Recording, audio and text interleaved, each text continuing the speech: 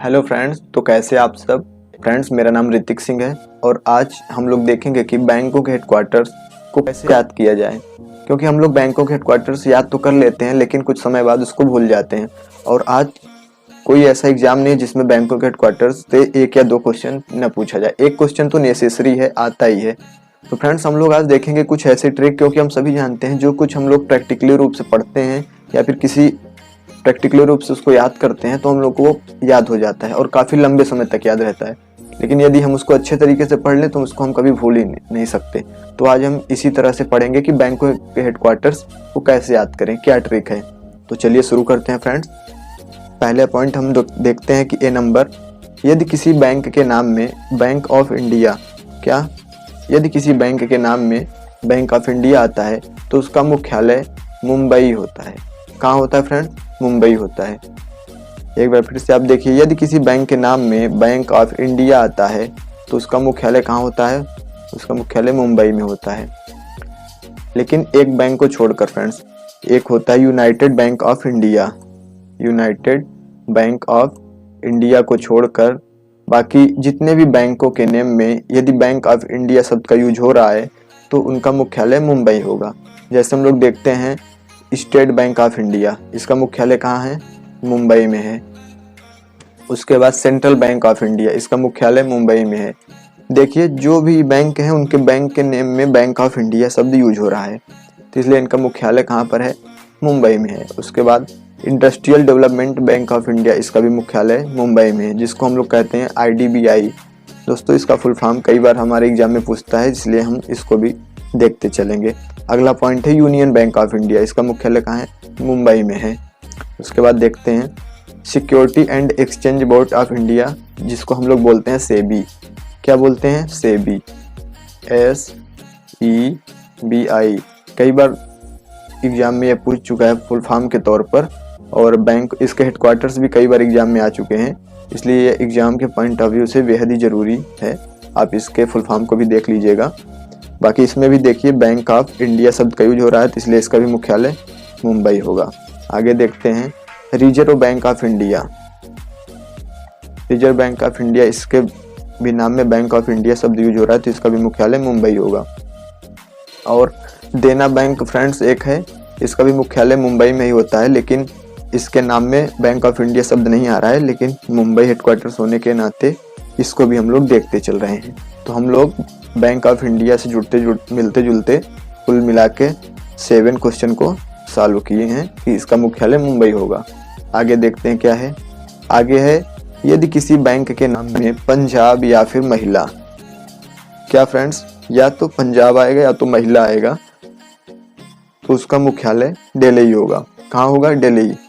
पहला जैसे हम देखते हैं पंजाब नेशनल बैंक, इसमें आ रहा है पंजाब, इसका मुख्यालय कहाँ होगा? दिल्ली में होगा। कहाँ होगा? दिल्ली में। उसके बाद हम देखते हैं पंजाब एंड सिंध, इसमें भी पंजाब शब्द का यूज हो रहा है, तो इसलिए इसका भी मुख्यालय दिल्ली में होगा। आगे है दोस्तों, आगे है भारतीय महिला बैंक, तो इसमें महिला शब्द का प्रयोग हो रहा है, इसलिए इसका भी मुख्यालय दिल्ली होगा। उसके बाद एक बच रहा है friends oriental bank of commerce, इसका भी मुख्यालय दिल्ली में होता है, इसलिए हम इसको भी देखते चल रहे हैं।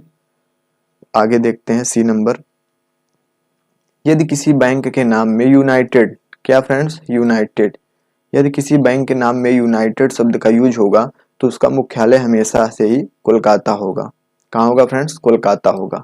जैसे हम देखते हैं यूनाइटेड बैंक ऑफ इंडिया, इसका मुख्यालय कहाँ पर है? कोलकाता में। जैसा कि मैंने पहले आपको बताया कि यूनाइटेड बैंक ऑफ इंडिया को छोड़कर जितने भी बैंकों के नाम में बैंक ऑफ इंडिया आता है उनका मुख्यालय मुंबई होता है, लेकिन यूनाइटेड बैंक ऑफ इंडिया में यूनाइटेड शब्द का यूज हो रहा है, इसलिए इसका मुख्यालय कोलकाता में होगा।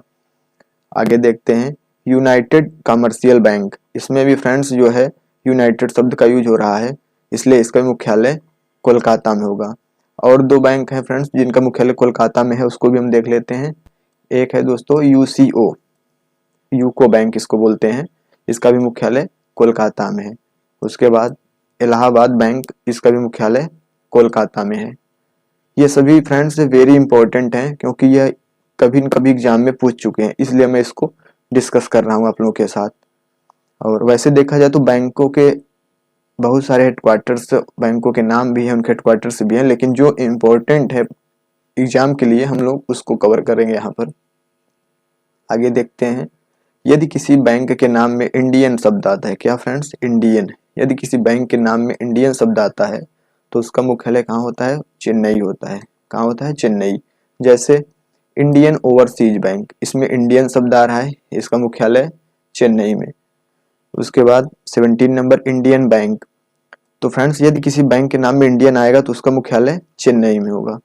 आगे देखते हैं हम लोग ई पॉइंट, यदि किसी बैंक के नाम में विजय, क्या फ्रेंड्स, विजय या फिर कैन, यदि किसी बैंक के नाम में विजय या फिर कैन आएगा तो उसका मुख्यालय बेंगलुरु में होगा। कहाँ पर होगा, बेंगलुरु में। जैसे हम देखते हैं विजया बैंक, इसमें क्या आ रहा है, विजय आ रहा है, तो इसका मुख्यालय बेंगलुरु।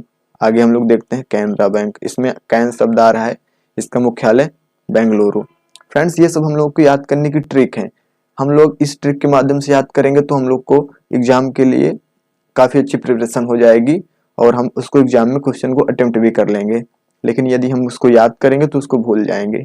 तो आगे देखते हैं, ये तो फ्रेंड्स 5 ट्रिक थी ई नंबर तक, जो कि हमने देखा 19 नंबर तक, जो कि हमें ट्रिक के माध्यम से 19 बैंकों का नाम याद हो गया, उनके मुख्यालय का कहाँ पर है इसको भी याद हो गया। अब हम देखते हैं कुछ व्यक्तिगत इंडिविजुअल बैंक जिसमें ट्रिक काम नहीं करती, या फिर इसको हम कह सकते हैं दूसरे शब्दों में इसको हमें याद करना पड़ेगा।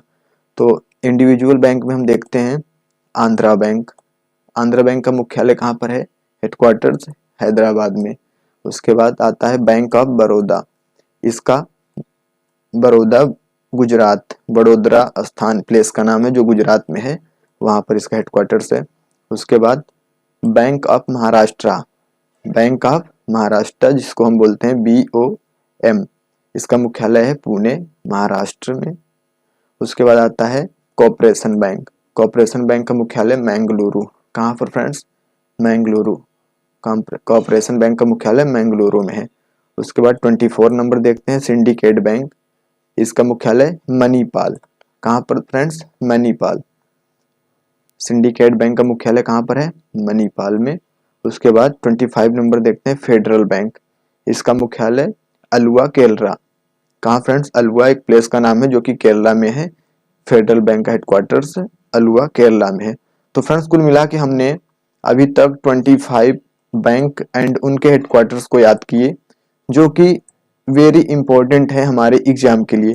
कोई भी फ्रेंड्स एग्जाम हो उसमें बैंक्स एंड उनके हेडक्वार्टर्स तो जरूर ही पूछता है, और एक क्वेश्चन तो जो है नेसेसरी हो गया है।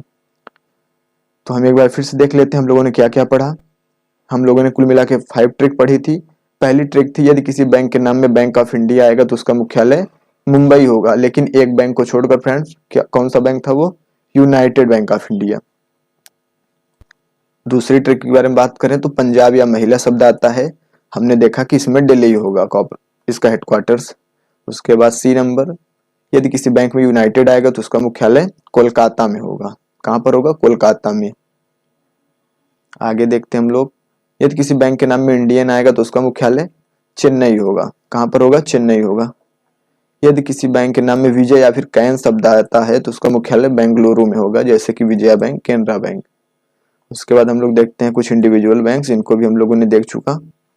तो फ्रेंड्स आशा करता हूँ ये वीडियो आपके काम की होगी, और यदि आपको अच्छा लगे तो इसको जरूर लाइक करिए, चैनल पे नए हैं और इसी प्रकार की मोटिवेशनल, एजुकेशनल और जो है अमेजिंग फैक्ट्स के वीडियो देखने के लिए इस चैनल को सब्सक्राइब करें। तो फ्रेंड्स मिलते हैं एक अगले वीडियो में, तब तक के लिए जय हिंद, जय भारत।